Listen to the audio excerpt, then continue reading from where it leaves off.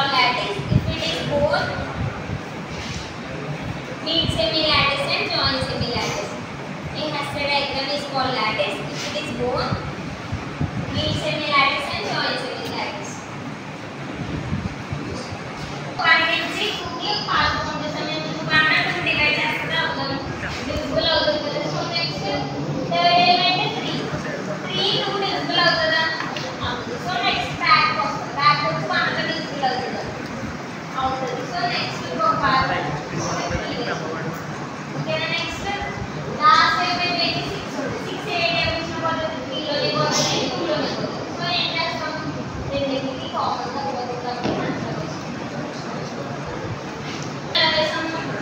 Topic లో first ఇచ్చారంటే అలాగా మనం డయాగ్రామ్ రాస్తాం. అదే వాడే డయాగ్రామ్ ఇచ్చేస్తే మనం జస్ట్ ఈ టేబుల్స్ ఫిల్ చేస్తామండి. ఓకేనా?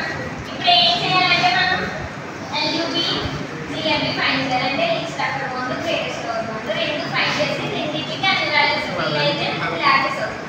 ఎక్కడైనా వాల్యూస్ లేకపోతే అది లాటిస్ కాదు. ఓకేనా? ఇప్పుడు ఇక్కడ ఎన్ని వాల్యూస్ ఉన్నాయి? 1 2 3 6. సో అది హారిజాంటల్ గా వర్టికల్ గా 4 సైడ్స్ తీసుకోవాలి.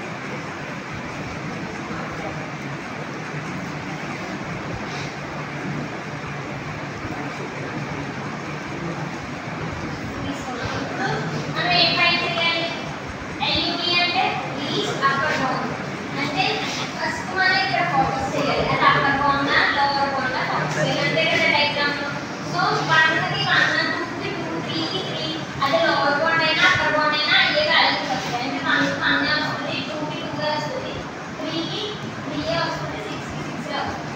దీంట్లో కూడా అంతే.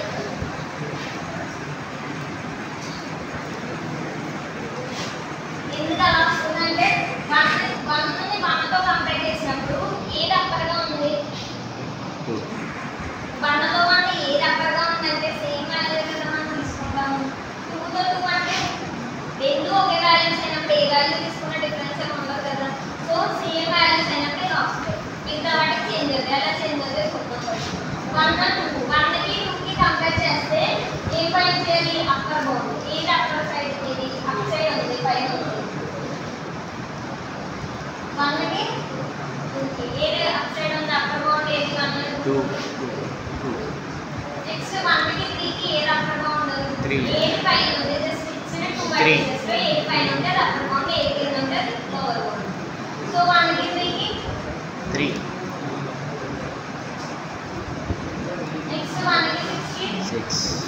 1 కింద ఉంది, 6 పైన ఉంది. మనకి ఏం కావాలి? అప్పర్ బౌండ్ కావాలి. సో పైన ఏమన్నా 6 కదా. నెక్స్ట్ 1 కి 2 కి 1 2 కంపేర్ చేస్తే ఏది పైన ఉంది? 2.